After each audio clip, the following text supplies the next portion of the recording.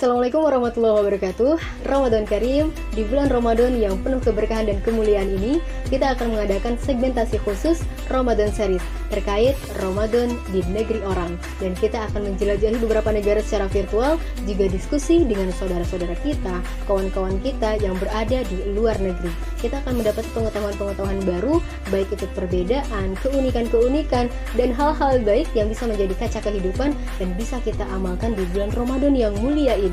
Dan jangan lupa untuk teman-teman ikuti summary challenge-nya untuk mendapatkan hadiah terbaik. Segala ketentuan bisa dibaca di deskripsi.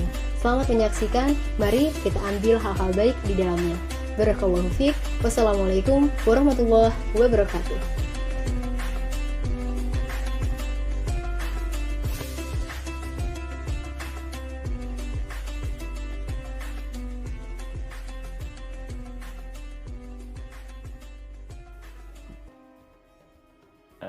Bismillahirrahmanirrahim. Alhamdulillahirrahmanirrahim. Assalatu wassalamu ala asyrafil anbiya'i wal mursalin Sayyidina Maulana Muhammad wa ala alihi wa sahbihi ajmain, amma ba'd. Apa yang sudah disampaikan oleh Ustadz Ali Basa, nah ini guru saya sekaligus sahabat saya di Tarim dan jadi adik kelas saya di UIN di Pasca. Tapi dia sudah sukses jadi calon menteri agama nanti. Insya Allah 10 tahun kemudian dia jadi menteri agama di ini, atau ya paling minimal jadi kepala direktur bagian tertentunya begitu. Amin ya robbal alamin. Jadi apa yang disampaikan oleh Ustadz Ali Basa, saya kira sudah mewakili tentang gambaran bulan Ramadan di Tarim Hadramaut. Cuma ada beberapa hal yang saya akan lengkapi lah, tidak melengkapi secara utuh, tapi menyempurnakan begitu. Tadi apa yang dimaksud oleh Ustadz Ali bahwa Ramadan di Tarim itu lebih cepat, yaitu karena kegiatan atau aktivitas yang dilakukan oleh masyarakat Tarim, baik masyarakat awam ataupun masyarakat yang berilmu, artinya masyarakat yang di pasar ataupun masyarakat yang setiap hari bergelut dengan dunia ilmu, biasanya setelah isyrok itu mereka istirahat, tidur, artinya istirahat sampai menjelang duhur. Jadi oleh karena itu aktivitas kehidupan baik ekonomi ataupun kegiatan-kegiatan pengajian lainnya itu di bulan Ramadan itu akan dimulai dari ba'da duhur. Ini artinya kalau dihitung dari sisi aspek jamaya, Ramadan di Arab lebih lama karena dari jam 4 subuh sudah masuk waktu terbit gitu, udah fajar. Nanti bahkan maghribnya pun jam 7. Jadi kalau seandainya waktunya dikembalikan ke Indonesia ya lama dari sisi waktunya, tapi dari sisi cepatnya ya karena kegiatan-kegiatan itulah semua itu mulai puncak-puncaknya adalah ketika malam hari pasca iftar, pasca berbuka puasa. Ya, seperti yang kita pahami bersama bahwa Tarim itu adalah kota ilmu dan ulama. Di sana banyak ilmu, bahwa satu butir tetes ilmu di Tarim itu lebih baik daripada ilmu-ilmu yang ada di luar Tarim. Itu adalah salah satu kalam yang disampaikan oleh seorang sayyid ulama besar di sana. Dan emang faktanya begitu, karena kita di Tarim itu belajar dari benda mati pun bisa dapat ilmu. Belajar dari jalan-jalan yang ada di kota Tarim pun kita bisa dapat ilmu banyak gitu. Apalagi kita belajar langsung kepada ulama dan masyayikh di sana. Nah, jadi untuk lebih spesifik lagi, betul apa yang dikatakan oleh Ustadz Ali Basa bahwa Ramadan itu pasti bertepatan dengan musim panas atau musim shaif ya, ijazah. Makanya di Tarim itu di Arab khususnya, secara umum di Arab dan di Tarim juga, kegiatan-kegiatan itu sudah masuk musim liburan tuh dimulai dari Sya'ban. Maka ada istilah ijazah as-shaifiyah, liburan musim panas. Jadi Sya'ban, Ramadan udah mulai masuk waktu libur panjang. Artinya kegiatan-kegiatan formal itu ya secara spesifik, secara khusus ya sebagian libur, sebagian ada yang beraktivitas, tapi umumnya libur. Dan itu di Arab berlaku di semua negeri, semua Timur Tengah saya kira. Namun ada beberapa kekhususan yang ada di Kota Tarim ketika memasuki bulan Ramadan. Yang pertama adalah satu akan tradisi-tradisi Ramadan yang tidak akan ditemui di berbagai belahan kota di dunia. Di antaranya adalah satu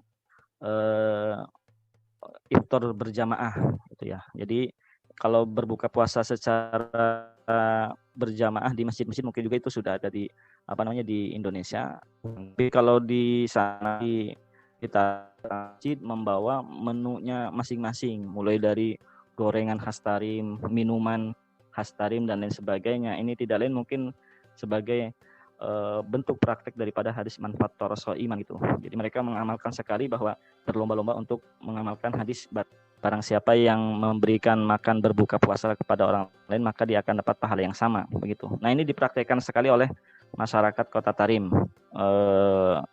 untuk berlomba-lomba menyediakan menu berbuka dibawa ke masjid, dan di sana kita berkumpul dari sebelum maghrib itu menetap berbuka bersama. Kemudian setelah itu iftar itu menu berbuka. Kemudian biasa salat maghrib berjamaah. Nah nanti ini yang membedakan bahwa iftar itu kan menu berbuka, yaitu makanan awal untuk membatalkan puasa ketika sudah masuk waktu maghrib. Nanti untuk makanan beratnya disebut asa. Nah asa itu biasanya tidak langsung, jadi ketika sudah selesai maghrib itu tidak langsung makan makanan berat, nasi seperti nasi ataupun yang lainnya, tapi kita menunggu sampai jam 7 ataupun sampai pukul 7 lebih lah untuk mendapatkan makanan beratnya, namanya asa. Kalau dalam bahasa Indonesia makan malam gitulah. Tapi yang untuk berbukanya sih yang sudah tadi pada maghrib di masjid, sesuai di masjidnya masing-masing. Nah kemudian yang menarik kedua di Ramadan di Tarim itu yang seperti yang disampaikan oleh Ustadz Ali, bahwa pelaksanaan waktu sholat tarawih itu dilakukan berbeda-beda sesuai dengan jadwal masjidnya masing-masing. Berbeda dengan di kita di Indonesia, bahwa waktu sholat tarawih itu dilaksanakan serentak dari satu masjid ke masjid yang lain. Biasanya dilaksanakan dari kalau waktu isanya pukul 7 ya pasti setengah 8 semuanya serempak. Karena kalau di Tarim berbeda-beda sesuai jadwal masjidnya masing-masing. Jadi ada masjid yang melaksanakan tarawih pukul 8, ada yang melaksanakan pukul 9, ada yang melaksanakan pukul 10, ada yang melaksanakan pukul 11, pukul 12, pukul 1, dan terakhir pelaksanaannya di Masjid Jami Tarim. Itu ketika waktu sahur pukul 2-an lah, sampai menjelang sahur.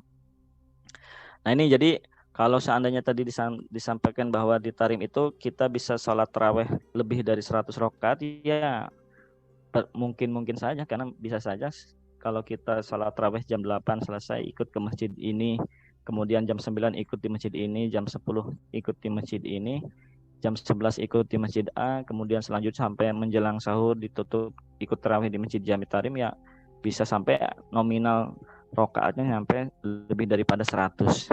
Dan itu pengalaman yang pasti dirasakan oleh semua santri, semua mahasiswa, semua pelajar yang belajar di Tarim, mengalami tarawih, pasti mengalami tarawih 100 rakaat. Dari berpindah dari satu masjid ke masjid yang lain. Jam 8 di masjid, contoh di masjid ini kemudian mungkin nanti jam 9 setelah beresnya sana, jam 9 pergi ke Darul Mustafa, ikut tarawih di Darul Mustafa.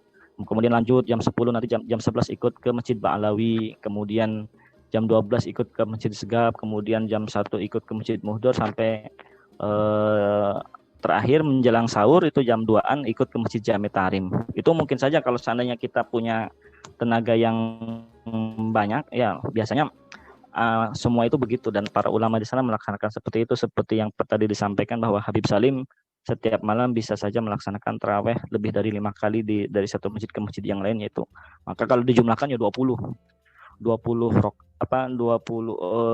rakaat, karena di Tarim itu semua tarawih dilaksanakan dengan 20 rakaat, dan ritme sholatnya nyantai, tidak terlalu cepat, tidak terlalu pelan, di tengah-tengah.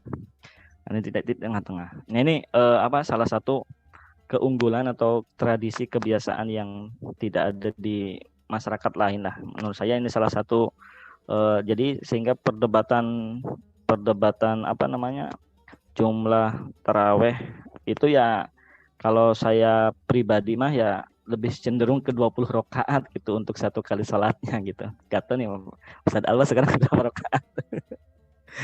Nah, kemudian itu ya kalau sahur sih sama seperti itu. Kemudian terus sampai subuh dan sebagainya nanti biasanya setelah isyraq jam 6-an tengah 7-an semua itu istirahat. Tidur sampai nanti jam tengah 12 baru bangun. Makanya Ramadan di sana cepat ya karena Ba'da isyraq tengah 8 tuh tidur sampai jam tengah 12 baru jam 12 pada bangun lagi untuk melakukan aktivitas. Jadi kalau seandainya kita mau belanja ya nggak mungkin kita menemukan toko pukul 7, pukul 8, pukul 9 itu buka, nggak ada, itu semuanya tutup. Nanti mungkin buka lagi menjelang duhur atau pasca duhur. Itu yang kedua. Kemudian yang ketiga terkait tradisi keilmuan di bulan Ramadan, alhamdulillah di sana tradisi keilmuan di bulan Ramadan masih ramai. Pasaran-pasaran lah kalau dibahasakan di kitanya adalah pasaran-pasaran ngaji kitab. Di sana pun ada, di setiap masjid pasti ada halaqah, ada pengajian-pengajian, di antaranya di Masjid Sahal yang saya sering yang sering saya ikuti adalah pengajian kita bersama Syekh Muhammad Ba'udon. Alhamdulillah saya mulazamah sama beliau nih. Nah, kalau Mas Ustadz Alba di masjid yang lain ya. Kalau di Masjid Sahal yang dekat ke kuliah saja. Saya motor sama Ustadz Alba punya motor di masjid yang ini Masjid Sahal. Dekat sama nanti di sana di Darul Mustafa ada pengajian. Apalagi di Darul Mustafa itu. Nah, itu. Kalau Darul Mustafa itu apalagi tiap Ramadan ada daurah itu, ada daurah 40 hari, pasti sana udah kegiatannya lebih ramai lagi untuk kegiatan keilmuan. Ba'da asar kita bisa ikut ngaji di Masjid Jami Tarim bersama Habib Salim dulu ya. Kalau sekarang mungkin pasti habis duhur ya? Habis duhur. Yang Habib Salim ya. Ya habis duhur itu di Masjid Jami juga ada pengajian. Pokoknya setiap waktu itu ba'da duhur, ba'da asar pasti ada halaqah pengajian lah. Kalau di sekitarnya pasaran ngaji-ngaji kita bersama Mas Syekh dan habaib di sana.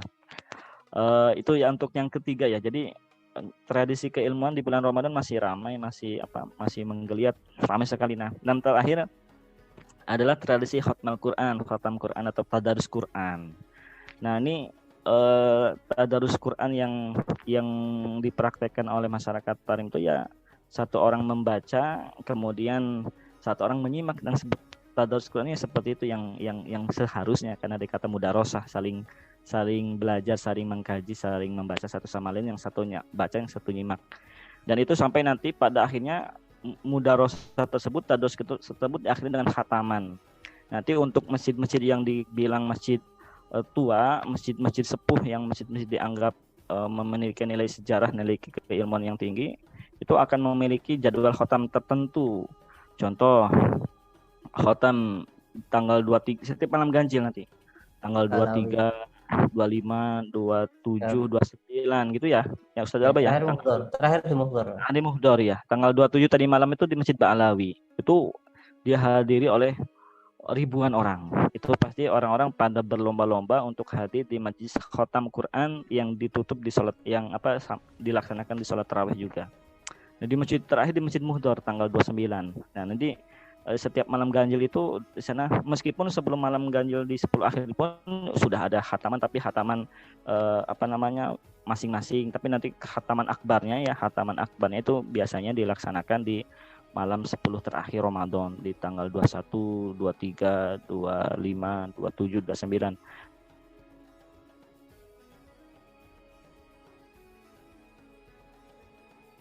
Dan yang bergizi itu ya, pada berburu khataman Quran di masjidnya Habib Umar, yaitu di pesantren Darul Mustafa. Itu pasti ramai itu karena menunya luar biasa.